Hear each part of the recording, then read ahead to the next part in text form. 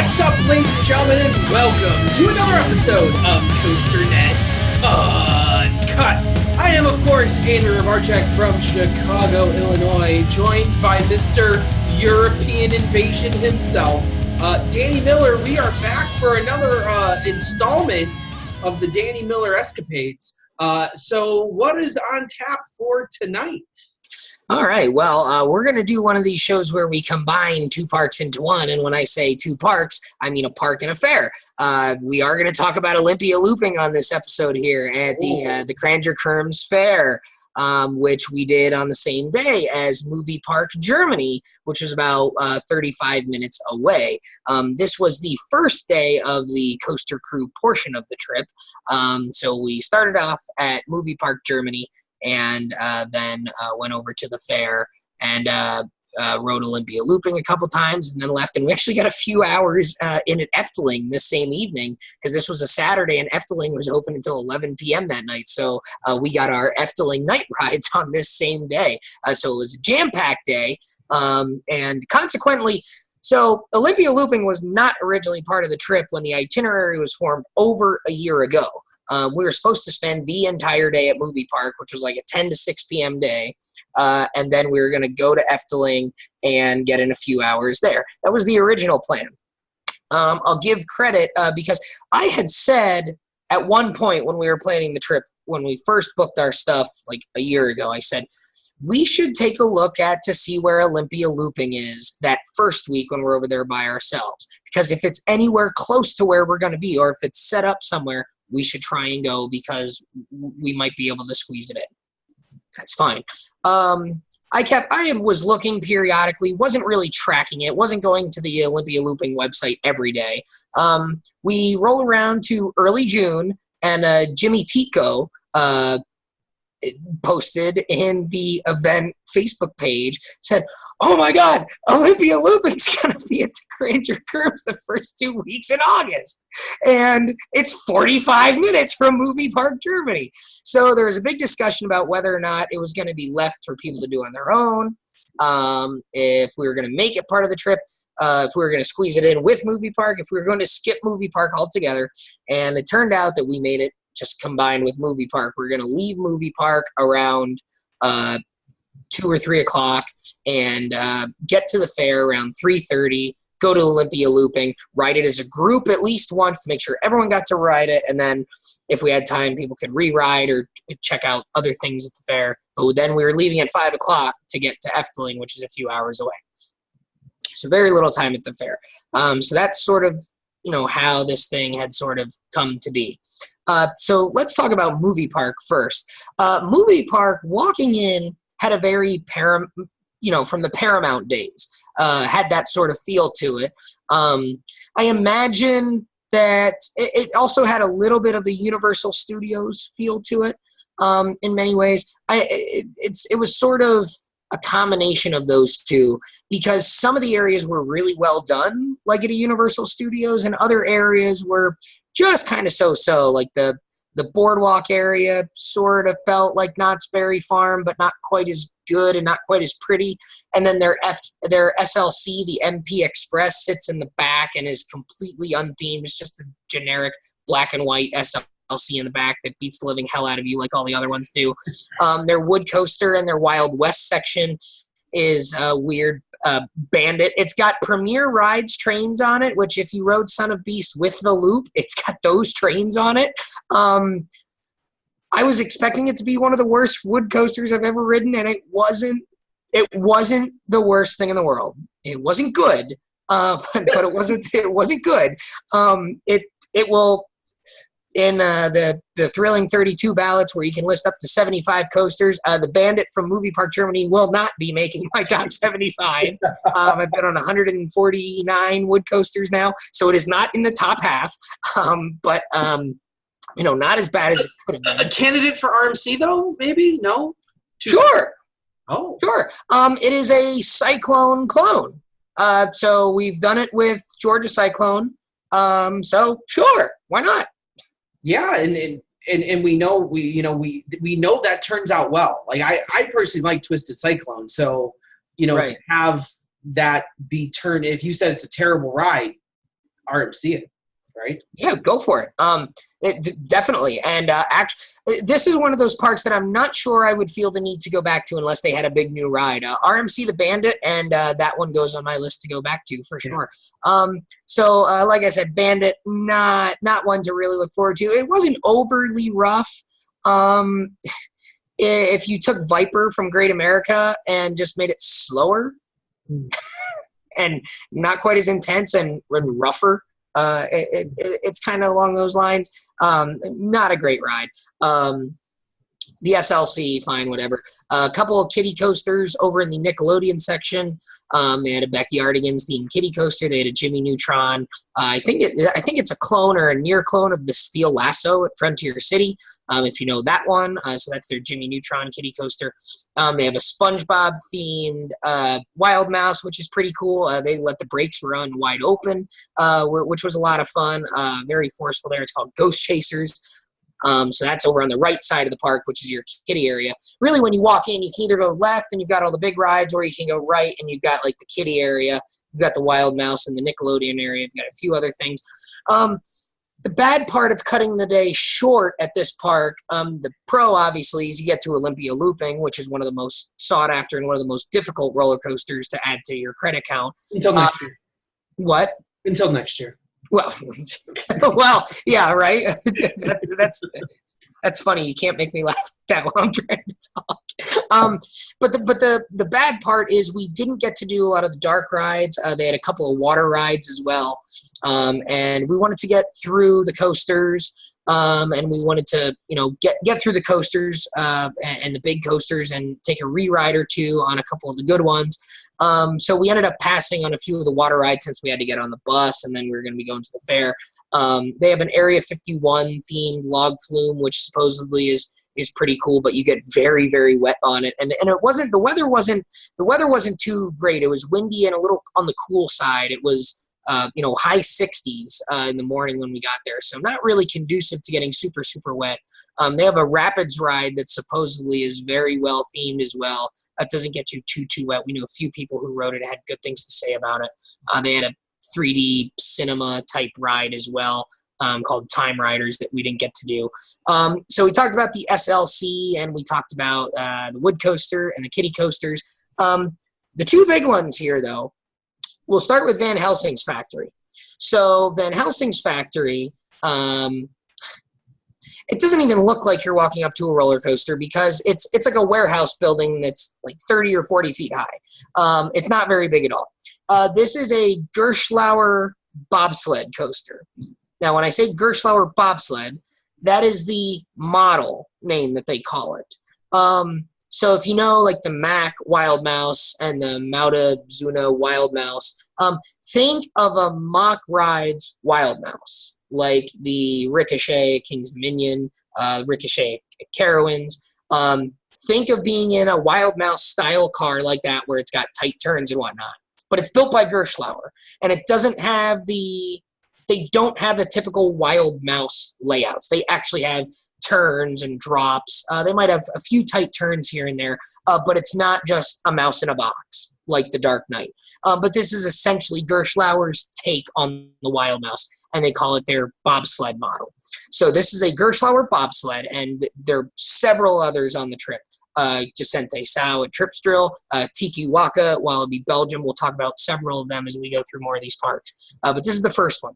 Completely indoors, themed to Van Helsing, which is like this monster killer guy, if you're not familiar with the Van Helsing character.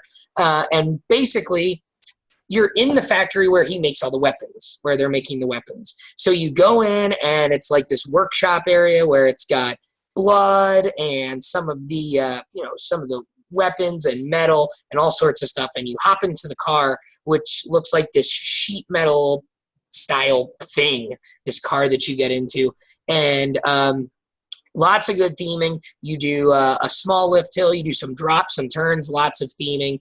You go by some crash cars, some highway scenery, very, very mechanical in nature, this ride. You go through by a screen or two. It sort of starts off as a dark ride, then does a little bit of a coaster, and then it's got a little bit of a dark ride section Again, it's got some tight turns that are surprising. You can't see them coming at all. And then you do a few wild mouse style turns. Very, very fun. A few scares as well. A few things jumping out at you while you're going up some of the lift hills or when you're going around some of the turns. A lot of fun stuff on this ride. Forceful in nature for a ride that is very, very small. If you want to cheat a little bit and look at the layout, I know that RCDB does have a rendering of the layout just basically on a white sheet of paper like you would see any ride rendering without all the theming. But Van Helsing's Factory was a very, very nice ride, a very surprising ride. And Andy, for you guys, the logo has these devilish mechanic ladies with the big boobs and the big cleavage. So hey, I mean, come on. What more do you want, right? I'll tell you what. I got a nice mug. I think I showed it to you guys in the group chat. Got a nice mug, nice ceramic mug with like the gargoyle on the one side, and it's actually like sculpted in there. It's three-dimensional, some nice texturing to it, like the concrete gargoyle on the one side, and then it's got the logo on the other side with these devilish mechanical ladies with big boobs. So you gotta love that. You gotta love a ride with boobs. And a little bit of a tease here. This will not be the last ride we talk about that has boobs in it. Not on this show. No. But, in some of the other parks, we will get into it. So now the big one, right, at Movie Park Germany, their newest coaster, their newest big coaster is Star Trek Operation Enterprise. And this is one that I think you would really, really enjoy because you're the Star Trek guy. And I might ask you to pitch in here because I'm going to do a bad job of explaining this. So you walk up and you walk into the area of the park. It's in between like the area where Van Helsing is. So Van Helsing's Factory is kind of when you make a left into the park, you go back. Van Helsing's Factory is in front of you, and then you go off to the left towards Star Trek, and then you've got Van Helsing's Kitchen, which is really cool. You've got like the gargoyles and everything inside. You've got the creepy chandeliers and some of the statues inside the restaurant there, which was really, really cool. We had lunch there. They had good food there as well. And then you go underneath this arch, and then there you are. You're in front of the Starfleet Academy, right? You're in front of the big building there. They've got it's paved, different color, nice big white building, right? You are there, and you walk in, and you're in like the training facility, right? You're in the Starfleet Academy, right? That's the proper term for it. So you walk in, and the grouper is there in full Star Trek regalia there, and you get you get put to one side or the other, and you see renderings of a couple of the different ships there. And I meant to look this up before we started here, and I didn't. So you've got the Starship Enterprise, and then it's slipping my mind what the name of the ship that they tell you need to. It begins with a V. It's not Valkyrie. I have Avengers on the brain. Yeah. But it's one, and I don't know if it's a made up one. Yeah, because there's no Star Trek it's a good guy ship. It's a Federation ship, right? I believe so. It's not Vengeance. It's not Vulcan. I'll know it if I hear it. If someone in the comments, if you've been over there, if you know what it is, please help me out. So anyways, you're getting this rendering, and then you sort of get a deep. Ooh, there's a Wikipedia page for Star Trek Operation Enterprise. Yeah, it's not going to help you. I already looked. Oh, okay. It doesn't talk about the pre-shows. So there's like 3 pre-shows on this ride. And the weird part is, the thing that really shocked me is this is a brand new ride. This thing just opened up, a couple of years ago. Yeah. And it's all Next Generation themed, though. Next Generation went off the air in the early 90s. Mm-hmm. So, they use the Next Generation Enterprise bridge. They use the Next Generation uniforms. That's the park. When I first saw pictures from the opening, from the media day and stuff, I was like, what? Because I was just naturally expecting it to be based on the new movies. Right. And it's not at all. This is next generation. Like, this is straight out of, like, Germany loving David Hasselhoff and Baywatch, I think. Mm-hmm. I think this is the same thing going on here. Yeah, it's super cool. And actually, I found an article actually on StarTrek.com, which actually which explains. So if you go to Wikipedia, they'll explain to you the actual coaster part of the ride. The StarTrek.com article explains to you everything else and has some pictures. So you go through and you see the video and you sort of get the first briefing, right? And then you go into where do they beam you up? What's the name of that room? Yeah, so you go into the transport room, okay?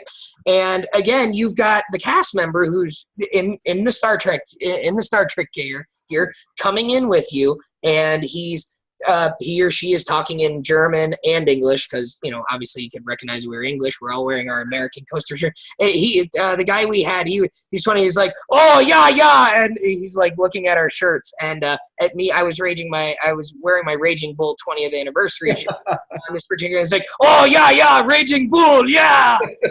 You could tell he was a coaster guy. Right? So, because he was looking at all our shirts and you could tell he knew what was going on. So they take you into the room, you see another message, and then they actually beam you up. I was talking to you a little bit beforehand about how they do it, and it sounds similar to what the Vegas experience. Was it the Vegas one that you did? They don't have like the big in-your-face fans, but they do it really nicely with the strobes, and then it goes dark quickly, and then it turns blue. It's really, really nicely done. And then as that happens, the door opens. And the sliding door, not the one you came through, another one. And where do you go into there? You're on the bridge of the Starship Enterprise. And it's super, super cool, right? And then going through another spiel. And then, guests can also expect to see a holodeck, 2 transporter rooms, and a true to original replica of the USS Enterprise NCC 1701D bridge as seen in Star Trek The Next Generation. I'm quoting the StarTrek.com article here, if you can't tell. Which you can't see anywhere else anymore, because Star Trek Vegas, you could do that, that they beamed you up, same thing, to the Enterprise bridge.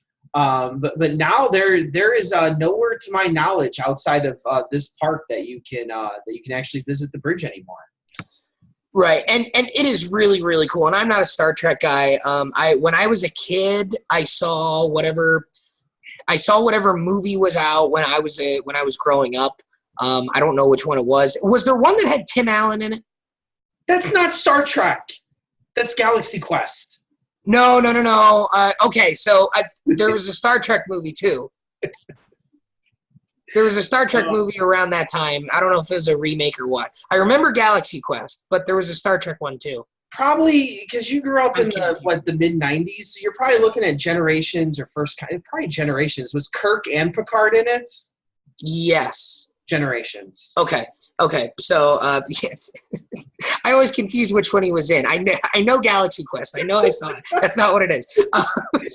So as you fans throwing stuff at their screens. I know. Yeah, I know they are. This guy. I know they are. I'm not a Star Trek guy. I'm not ever going to claim to be a Star Trek guy. But it's really, really cool. For the sake of not wanting to offend anyone anymore, I'll just read the paragraph here that explains what happens here. Guests are, in fact, part of a Star Trek storyline that they become immersed in as they move from room to room and are trained for their first mission as Starfleet cadets. The Enterprise and her crew are on their way to a United Federation of Planets meeting when they are attacked by the Borg and taken aboard the enemy ship. So this is where you see the transmission. You get a message that they're trapped inside the Borg cube. Okay, is this making sense? Yes. Okay, all right. So the Enterprise is now unmanned and caught in a tractor beam. Okay. I understood that one because they have tractor beams in Star Wars. Oh, Jesus. So the only hope of rescue is the Starfleet cadets on the bridge of a nearby ship at the time of the attack. Okay, so they tell you that you're on a nearby ship, but this article doesn't tell you what the not important enough. It's not important enough. Yeah, I want to say it was like Vulcan or something like that, but I don't think that's what it is. The only, let's see. So they are prepared to be launched out of their ship's transporter room and shuttles on a rescue mission. This holodeck mission's success depends on the cadets breaching the Borg ship's deflector shield, destroying its main systems, and saving the crew of the Enterprise. So that's the storyline of what you're trying to do and why you're getting on this roller coaster to go about and do those things.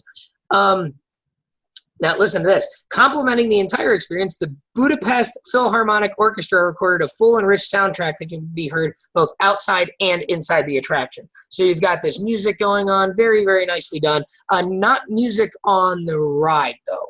The ride itself doesn't have onboard audio. And I think I'm a Score was involved in this as well. I believe so. Yeah.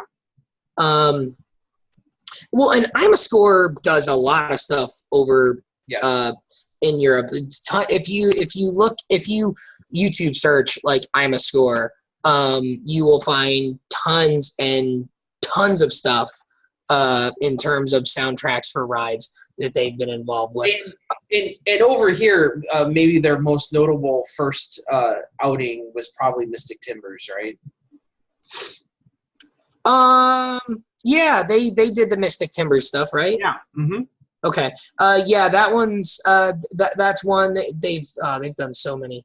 They've done so many there. I'm trying to find the name of the ship. I can't find it anywhere because it's really bothering me now. Oh well. This is really weird. I didn't even know this. We're linked on CoasterNet's linked on Wikipedia in this article. Really? Yeah, we're one of the links here. How about that? They're gonna de-link us after they see this show. They're gonna be like, "Oh, these idiots don't know what they're talking about." No, but it's maybe the name of this ship is on ours. Wouldn't that be something if it's on our website? Okay, that would really be something if it was. Can you look quick? What? Yeah, I'm reading it. Who?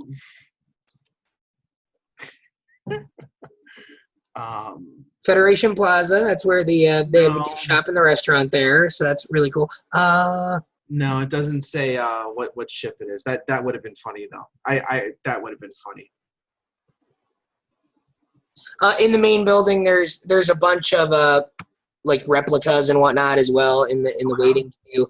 They have a Borg cube replica in the waiting room there, which is really cool. Yeah, they don't make any mention of what ship that you're told you're taking or that you're told to take. Maybe they made it up. I'm guessing they made it up. I'm thinking that's what they did, which is interesting. But that's cool. So yeah. So now let's talk about the coaster itself. It's a mock rides, forwards, backwards, forwards launch type ride. Not as intense or aggressive as, say, a Copperhead Strike. I wouldn't rank it quite in that category. But it's really cool because you're in the building.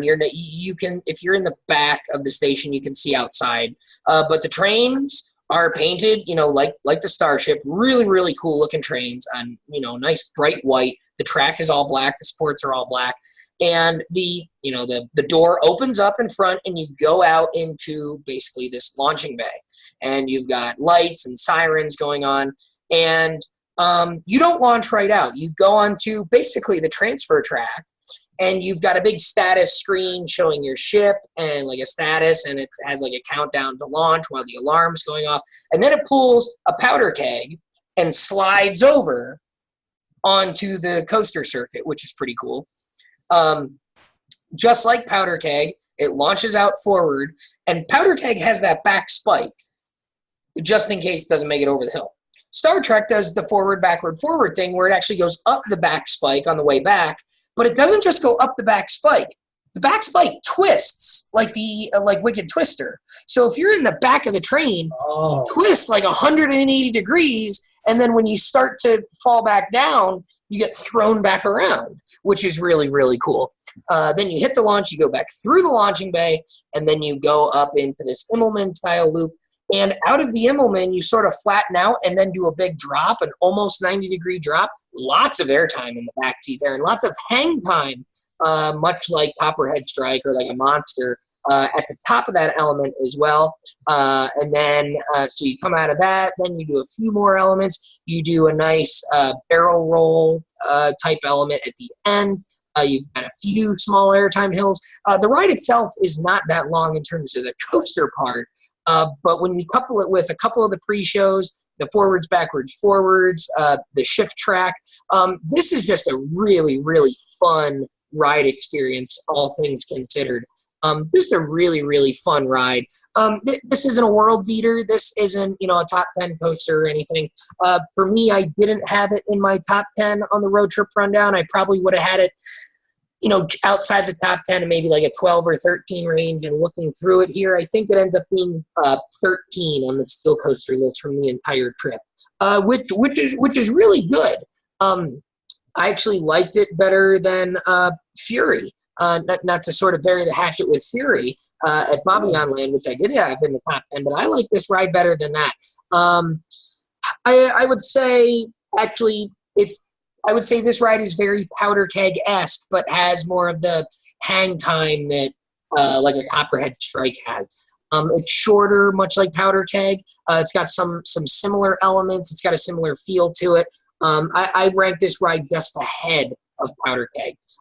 So if you enjoy rides like Powder Keg, if you enjoy rides like Copperhead Strike, or even like a Manta, SeaWorld San Diego, Star Trek Operation Enterprise is one that you will enjoy a lot. Yeah, it's cool.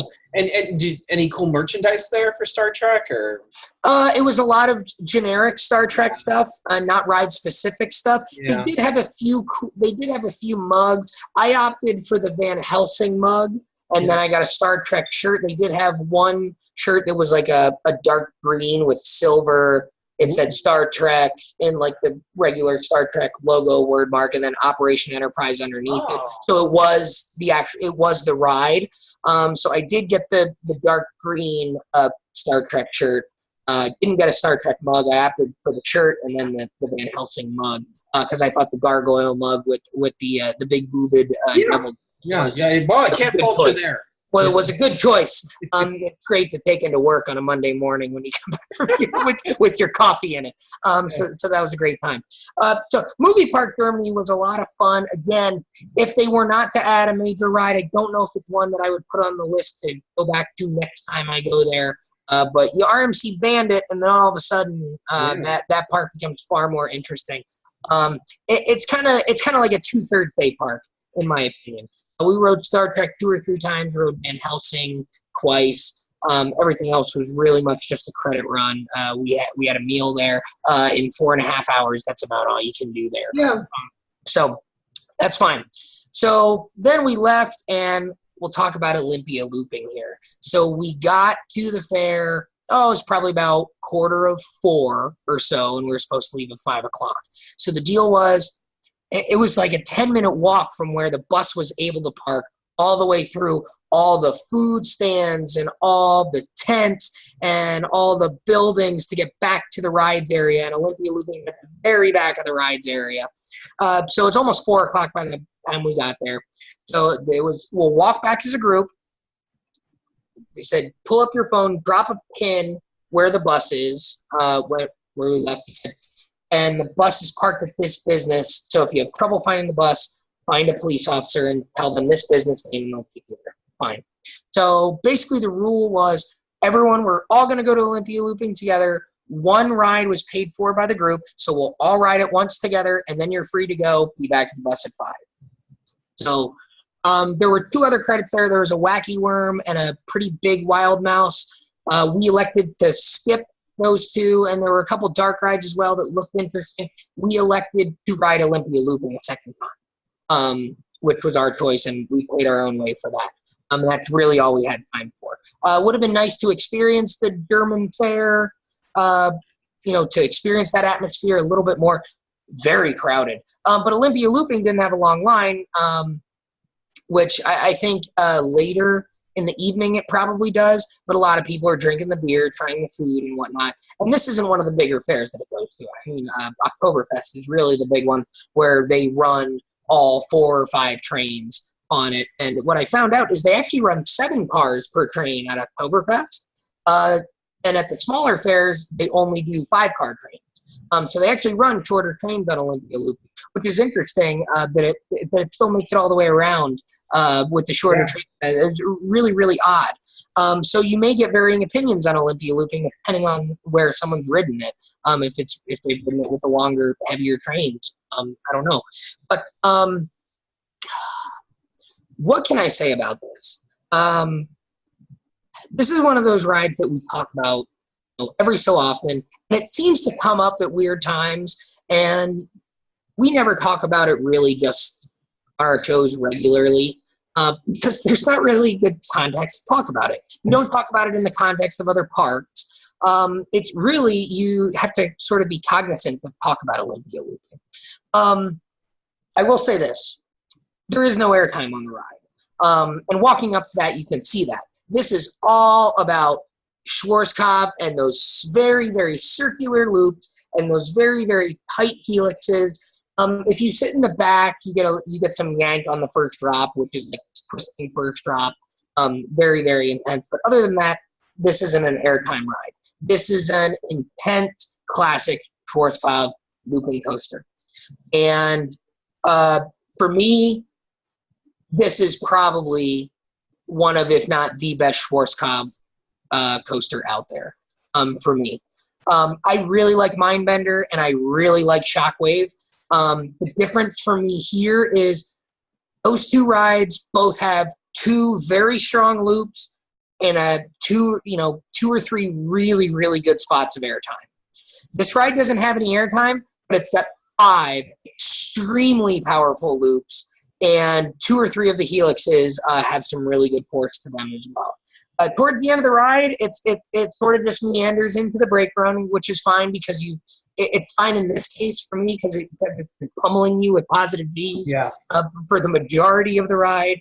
The loops are incredibly circular, incredibly forceful, definitely 5+ Gs in all the loops. So you come down, you do the first drop, and you do the first loop, which is basically a big circle. And it sort of twists out like a corkscrew a little bit at the end, so you can hop up and go down into the diving helix, which has some really good intensity. And then you come around, and then you do 2 loops back to back. And then you go up into the brake run, the first brake run, dive down, you do sort of a twist, you do a helix, you come around, then you do 2 more loops back to back. And that sort of finishes the inversion part of the ride. Then you do a couple of helixes, you get another brake run, you do another downward helix, you come around, and you roll back into the brake run. It certainly doesn't like end with a bang or anything, but those loops are something else. Those loops are as powerful as any Schwarzkopf loop you've gone through, whether it's Scorpion, Mindbender, Shockwave, Silver Bullet at Frontier City. If you can laser at Dorney Park. If you've been on a Schwarzkopf looping coaster, Colossus, Fire Dragon, you know how intense those loops are. There's 5 of them, and they're arguably more intense than any of the other rides that I just mentioned, all 5 of them, especially in the front seat. You might get a little bit of the yank in the back seat, but the front seat for me was the way to go. The loops are far more intense in the front seat. And much to my surprise, the ride is buttered smooth, which is shocking to me. The ride's 30 years old, 30th anniversary. This year it's been taken apart and put together over 100 times, and it travels from location to location every year. And it's butter. And it's weird because it's got the lap bar, but it also has the shoulder harnesses that come down from on top of you, and they don't really push them down hard. They may tighten a little bit. If you are taller, that may be uncomfortable for you.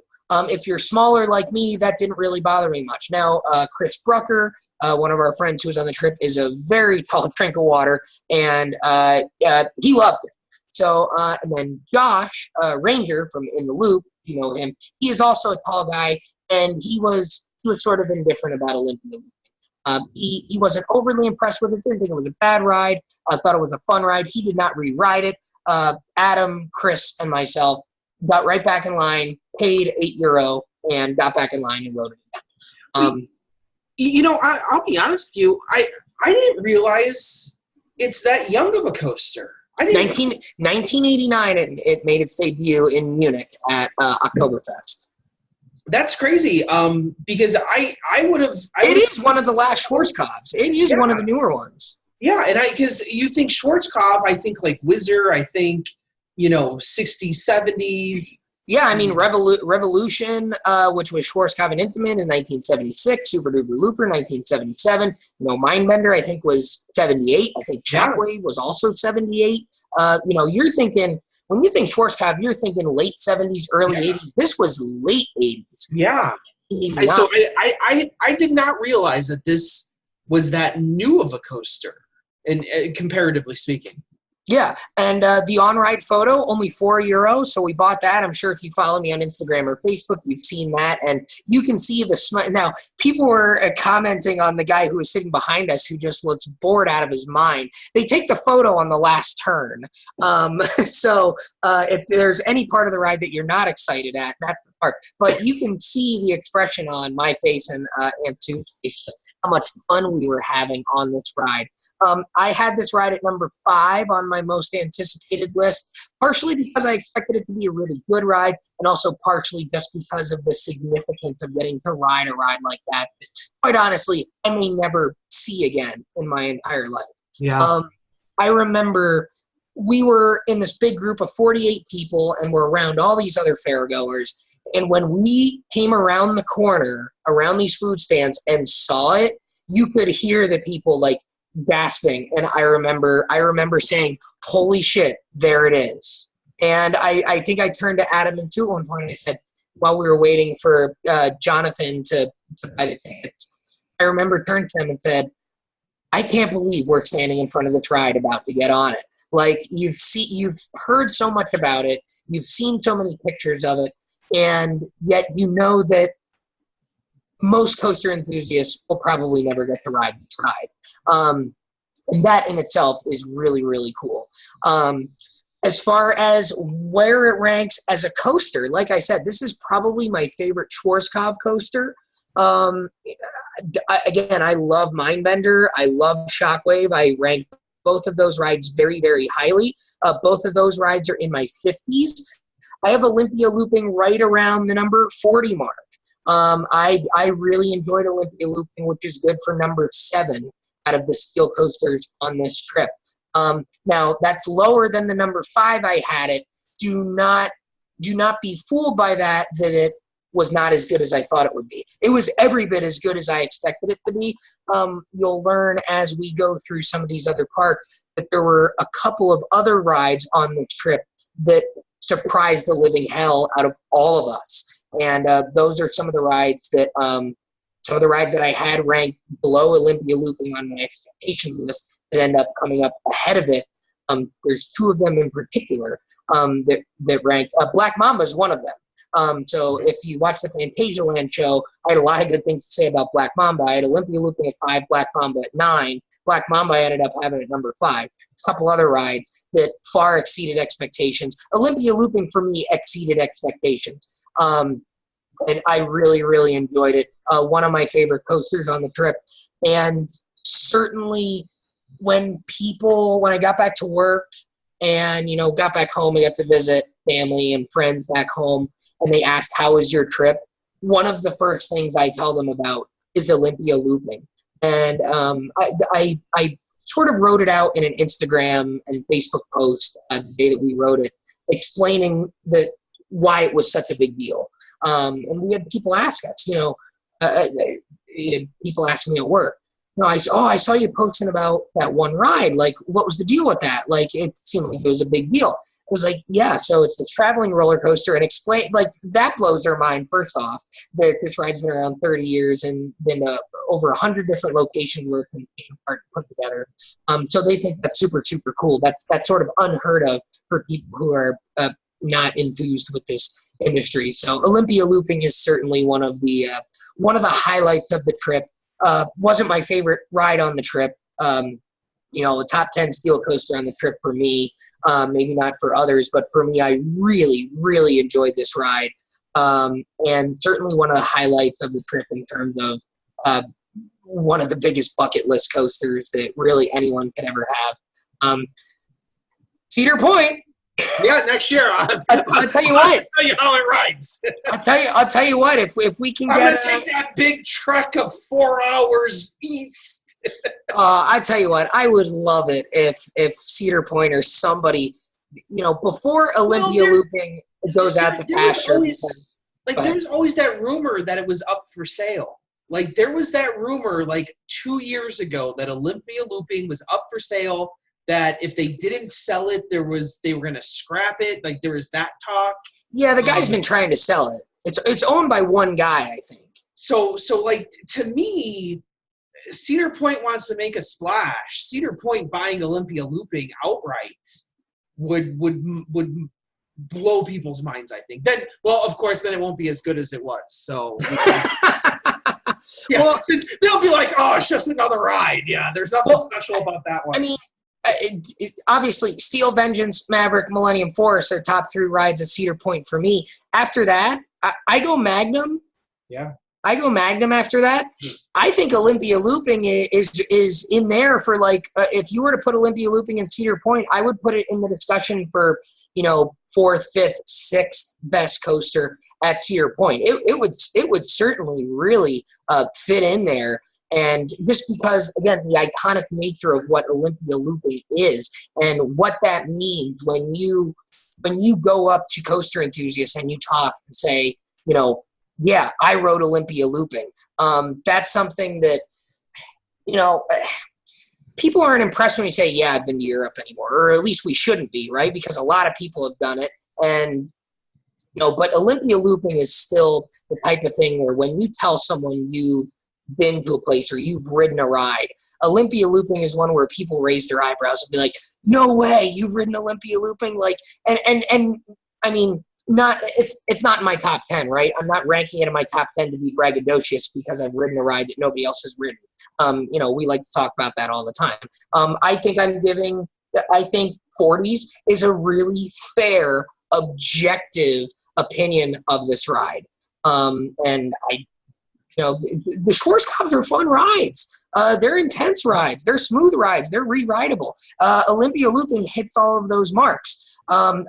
I like Olympia Looping better than anything we rode at Movie Park Germany. It was my favorite steel coaster of the day. So I'll give it that much. Really, really fun. If you ever have a chance to go seek out Olympia Looping when you go to Europe, or if you're going over to Oktoberfest to drink beer and it's there, make it a point to ride Olympia Looping at least a couple times. Danny, I keep thinking in my head, like to me right now, Olympia Looping at Cedar Point is like the Leviathan speed hill on Fury. Like that's what this is in my mind right now. And it's a damn good ride. Oh my! But I remember saying it when we walked up to it. I said, "Holy shit, there it is!" And I can't believe we're standing in front of this ride about the ride. So you didn't get to see the lighting package on it either, though. No, we didn't get to see the lighting package. So that's pretty impressive too. It is, and you can see the lights on the side of it. It's I think they even had the lights on.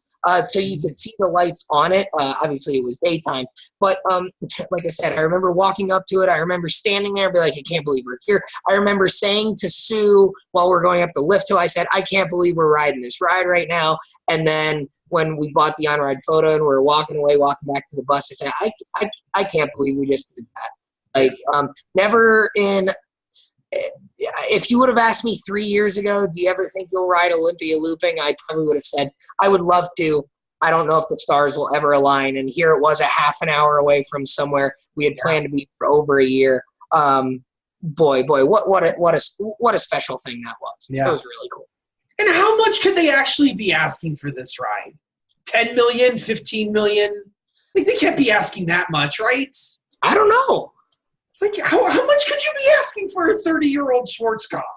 I have no idea. Honestly, it'll probably cost more to put it all in shipping containers and bring it over than it will to just purchase it.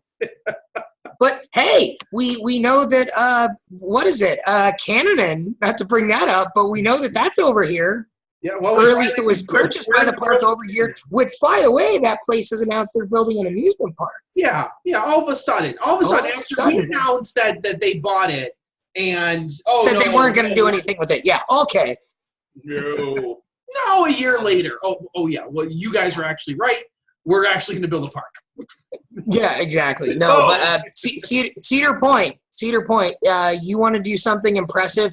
You want to do something to get the coaster enthusiasts really buzzing. You want to get even close to the buzz you had with Steel Vengeance. Bring Olympia Looping over to the States and let people ride this ride. It's a ride. Olympia Looping and a wood coaster at Cedar Point.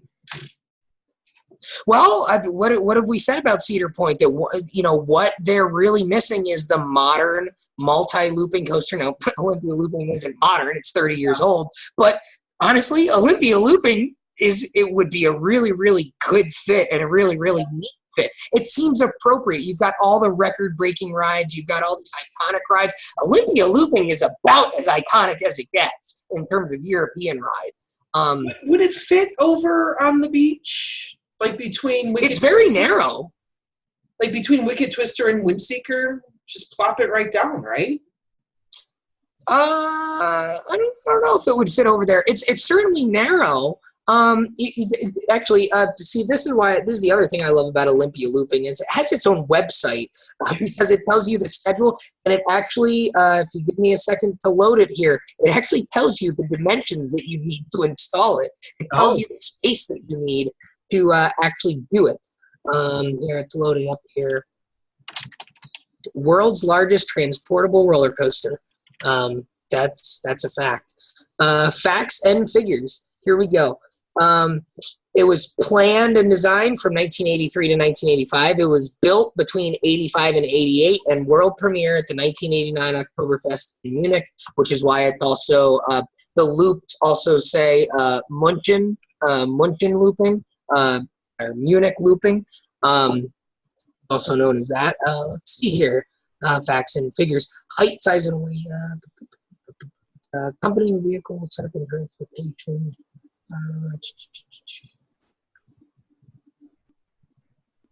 Ground area, 86.5 meters by 38.5 meters. So meters is about 1 meter. So meters is about yards. A meter is about a yard. So 1 meter is about 3 feet. So multiply that. You basically need 270 feet by 120 feet. So yeah, 270, like 280 feet.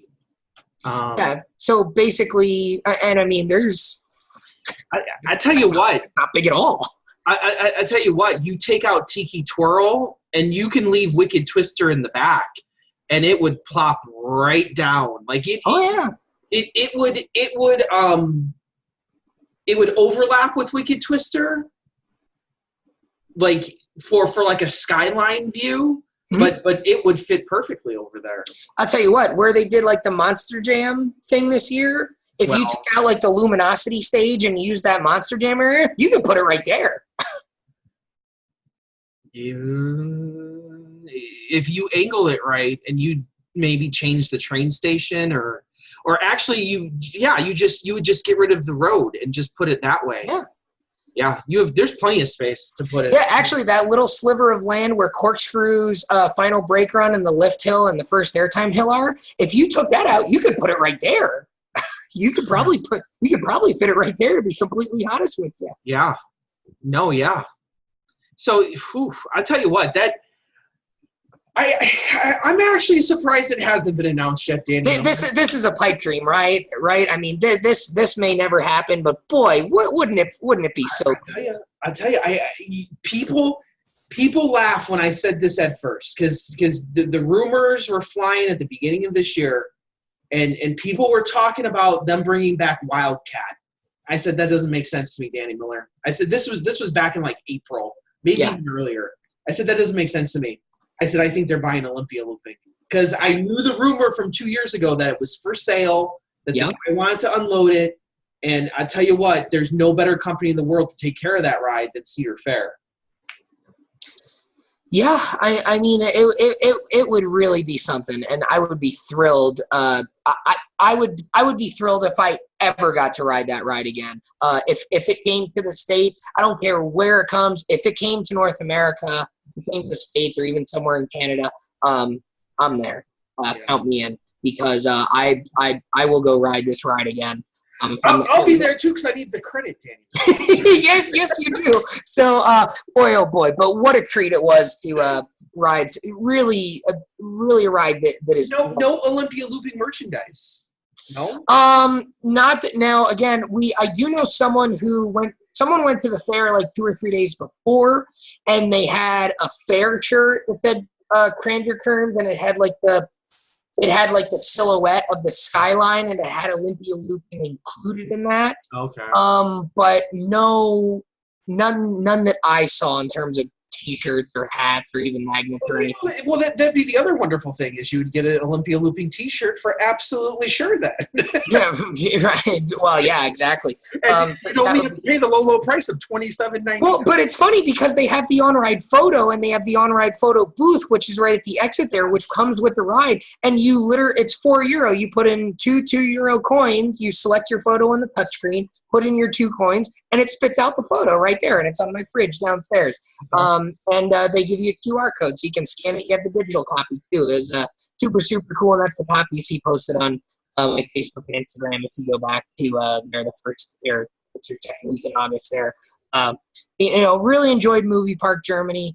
Had a real good time there for the half day we were there, and really, really enjoyed Olympia Looping, and really, really glad that we were able to fit that into the schedule. Well, that's pretty cool, because the thing about it is you don't get that feeling about coasters very often. Like, there's not a whole lot of times that you sit down and ride and you look at the person next to you and you say, wow, I can't believe we're actually doing this right now. I can recall a few times. Yeah, I can recall one time last year in the middle of April that was quite a fun time. I just happened to be wearing this tag when that moment was happening. Oh my gosh. Yeah, but you're absolutely right. I mean, the feeling that you and I got going up the lift hill on that first ride on Steel Vengeance, where we kind of looked at each other and said, yeah. I can't believe we're doing this right now. Here we are. I looked at Sue as we were going up the lift hill, and I said, I can't believe we're about to ride this ride. And standing in front of it, I mean, you see the pictures, and you see videos, and you see it so many times online. And then when you're actually standing there in front of it, it almost doesn't seem real. And thinking back to it, it's like, did I really do that? Like, now I see pictures of the ride, and I see the pictures on my phone that I took, and I see the picture of me riding the ride, and you see the videos of it. It's like, I can't believe that I was there and I rode that ride. Yeah, that's pretty cool. It's really, really cool. So, we will continue the expeditions of one Danny Miller on later episodes here.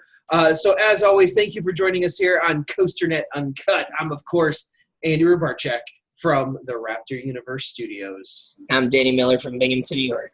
Right on, right over, Warriors. Thanks, guys. See you next time.